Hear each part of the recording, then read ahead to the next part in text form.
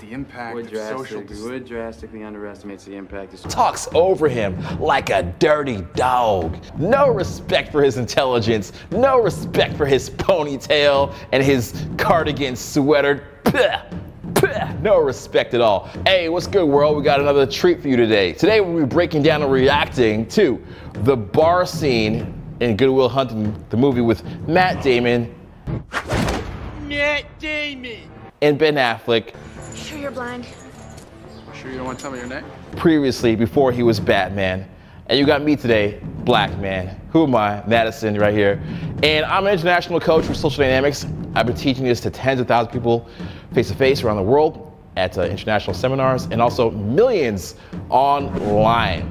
And I believe specifically today, in this video, we're gonna understand a little bit of confrontation and dealing with shit tests. The people that maybe are putting pressure on you in public places, they don't like you, there's a little bit of confrontation, they're teasing you. How do you deal with that social pressure? And how do you also deal with the fact that maybe they were interested in somebody you're interested in, or they want to take that person because they were talking to them first? How do you deal with that dynamic, okay?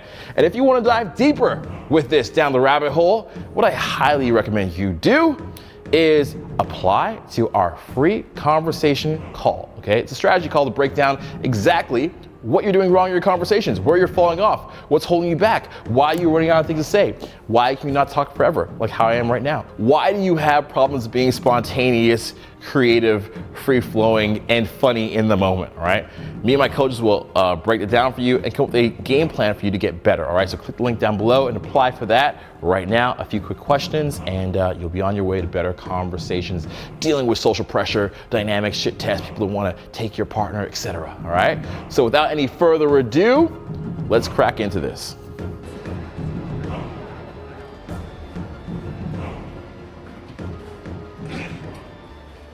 Oh, hello. Oh, hello. Hi, how are you? Fine.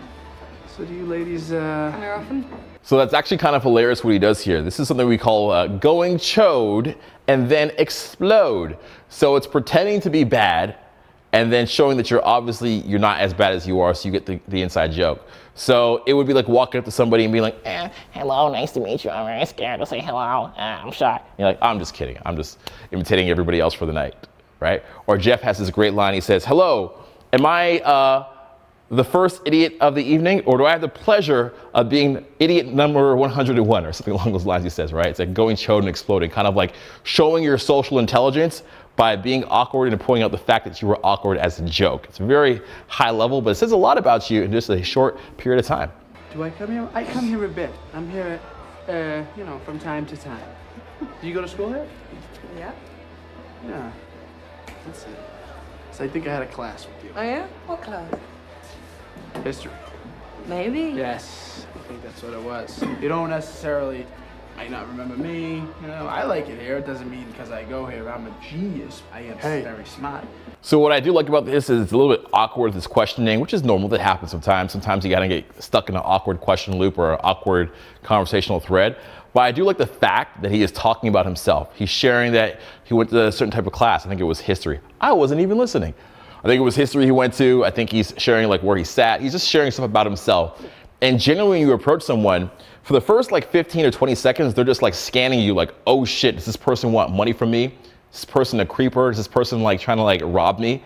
They don't even know what's going on. Now they're probably not thinking that in the bar, but they're thinking like what's going on. So they're just kind of scanning you initially the first 15, 20 seconds. As long as you can talk, and as we say, just kind of word vomit and talk about yourself, maybe tell a story, that at least helps the other person to take a moment, process the information, and feel comfortable with a human being in front of them that has good intentions to get to know them. Not a human being in front of them that has bad intentions. Because initially that fight or flight is there, and you kind of just got to like wait it out. Hey, how's it going? How are you? Good, how you doing? You want it? What class did you say that was? History. Yeah. Just history? It must have been a survey course then, huh? Yeah, it was. It was surveys. Right. You should check it out. It's a good course. It'd be a good class. Oh. How'd you like that course? Love what he does here. Man, I bet somebody wrote this, okay? So this is kind of like a typical blocking situation. Whenever there's like a nice conversation that's happening between a man and a woman, there'll either be a group of women that come up or another man that come up because they smell blood in the water, they smell a great opportunity, and they want to have a piece of that opportunity, right? This is gonna happen. If you're out socializing with somebody who's attractive, this is going to happen. In fact, it must happen. If it doesn't happen, I'm gonna actually question you and say, is the person you're talking to even attractive? I don't know. Maybe they are to you, but not socially. Anyways, this is gonna happen to you. And the way to really deal with this is to quickly answer their question and throw the attention back onto who you're talking to initially. So you see the guy comes up and he's like, oh yeah, it was chemistry. Anyways, boom, he goes back onto the person, the ladies he was talking to, right? He doesn't really give that guy that much energy. He's trying to cut the conversation short with him. Sometimes guys will come up to you and they'll ask you a question, and then they'll ask you a bunch of logical questions, and you'll get stuck in a logical mode, answering all their logical questions, and then all of a sudden the conversation goes, the vibe dies down, and you're stuck answering these logical questions. So it's better that you get off of it very, very quickly, okay? You know, frankly, I found the class, you know, rather elementary. Elementary. Yeah. You know, I don't doubt that it was. Yeah. I remember that class. It was just between recess and lunch. Clark, why don't you go away? Why don't you relax? Why not go away? I'm just having fun with my new. All right, so I think I answered this in another video. Essentially, the guy is like baiting him to answering logical questions, and he's trying to be cooler than Ben Affleck, right? The way you would handle a situation in real life, if you were dealing with somebody like me, what I would teach you is you would embrace the negative, exaggerate it times 10, and go under. So the guy's like, oh, it was a hard class? You're like, yeah, it was so hard. Like, I was literally dying in the class because of my stupidity. I can barely count to 5, and I had the teacher change my diaper. Like, just something absolutely ridiculous that's impossible. So again, the way you beat a shit test is you embrace it and you exaggerate it times 10 and go under it, okay? You don't try to like, it was pretty hard for me, and I studied really hard, and I stayed up late, and I got extra tutoring. Like, you don't go that way, because then it just seems like you're trying to prove yourself, and it just kind of comes out kind of lame. So yeah, you want to like agree with what the person says, and just like totally like self-deprecating yourself to the point where it's not even possible what you're saying. Friend, that's all. But we could have a problem? No, there's no problem here. I was just hoping you might give me some insight into the evolution of the market economy in the southern colonies. My contention is that prior to the Revolutionary War, the economic modalities, especially in the southern colonies, could most aptly be characterized as agrarian pre-capital. All right. Okay, so another way you could beat this right here is when the guy's going on and on and on and rambling on, I would literally just be like, oh, cool story, bro. And then just turn away from him and continue the conversation with the ladies. That's what I would literally do in a situation. Because what you're trying to do is like, he's obviously qualifying himself. He's obviously trying to show that his shit doesn't stink. He's trying to show he's awesome. That he's like, nah, nah, like that. Nah. So don't even like entertain that. It's kind of like just shift the frame, shift the frame. Let him keep doing that. And the more he tries, the more tried hard he actually looks, and the dumber he could actually look. So you never want to get in a situation where you're talking about how smart you are, or how cool you are, or where you've traveled, or how much you know about something, and how awesome it is. It's kind of like, oh, okay, cool story, bro. Change the subject, move on. Of course that's your Hang on a contention. second. You're a first-year grad student. You just got finished reading some Marxian historian, Pete Garrison probably. You're gonna be convinced of that till next month when you get to James Lemon. Then you're gonna be talking about how the economies of Virginia and Pennsylvania were entrepreneurial and capitalist way back in 1740. That's gonna last until next year. You're gonna be in here regurgitating Gordon Wood, talking about, you know, the pre-revolutionary utopia and the capital-forming effects of military mobilization. Why does it work when Matt Damon walks up to him and he's like, bing, like that, so fast, and the guy's just there listening, processing it. It works because he shuts him down. He puts him to such a reactive, we call it a reactive frame or a logical frame. He's just speculating. He's just sitting there watching it. He's not even in the bar. He's like watching this movie unfold in front of him where he's getting talked at. He's just like, oh. Also, Matt Damon is talking so fast that the guy can't process any single thing and respond to it. There's no pauses in between. It's just fast. Okay, so that's why he wins this kind of like shoving him in his head. It wouldn't always work in a real life. It wouldn't work in a bar, absolutely, because there's loud music and they probably wouldn't catch every word you're saying. But it could work if it happens really fast. As a matter of fact, I won't, because wood drastically underestimates the impact of social Wood drastically underestimates the impact of Talks over him like a dirty dog. No respect. No respect at all. No respect for his intelligence. No respect for his ponytail and his cardigan sweater. No respect at all. I love that. He just talks over him, right? I mean, obviously, it's like if somebody's not listening to you, they feel like they have more status than you, they can interrupt you at any time.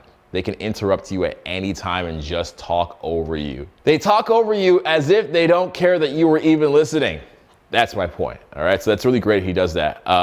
He just dominates the frame. This is classic frame control 101. social distinctions predicated upon wealth, especially inherited wealth. You got that from Vickers. Work in Essex County, page 98, right? Yeah, I read that too. Were you gonna plagiarize the whole thing for us? Do you have any thoughts of your own on this matter? Or is that your thing? You come into a bar, you read some obscure passage, and then pretend you pawn it off as your own idea just to impress some girls? Embarrass my friend? So this is cool. This is ultimate meta frame. This is called meta frame now, right? Matt Damon. Individuals, their own way.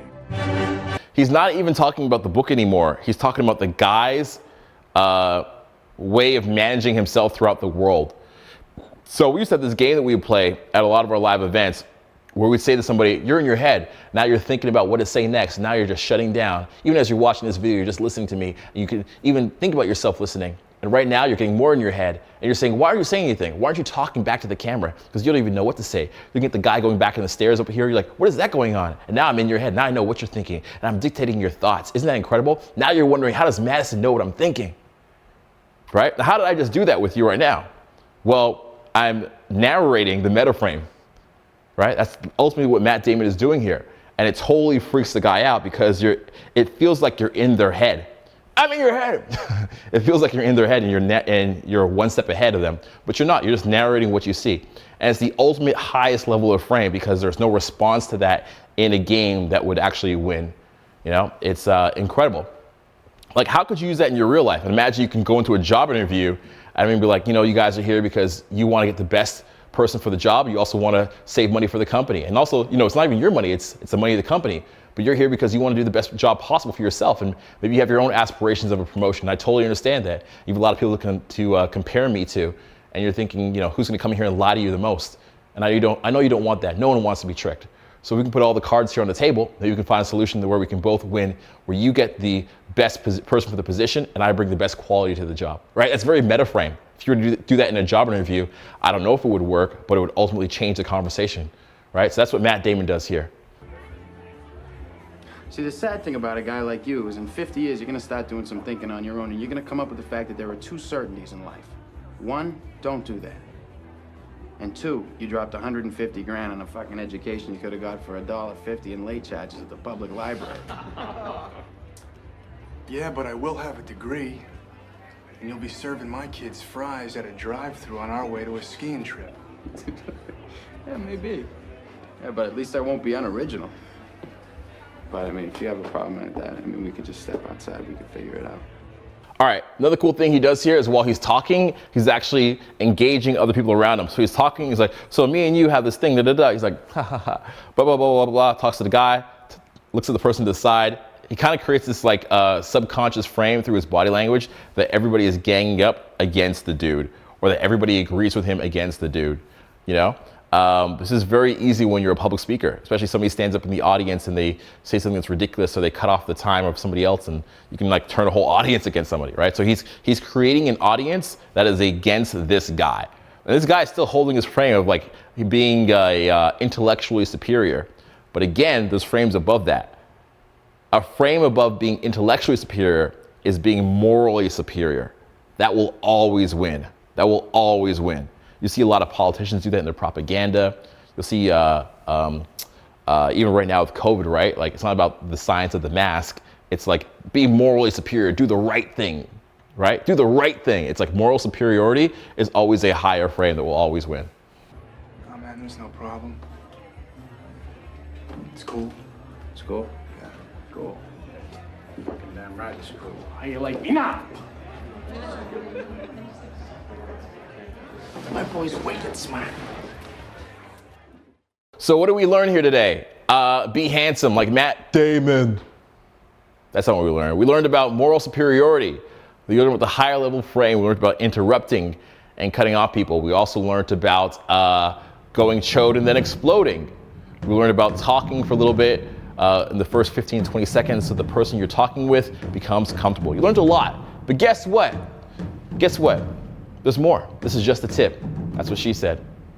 Just a tip, all right? We got more for you in store. What I highly recommend you do at this point is jump on one of the conversation assessment calls with me and my team.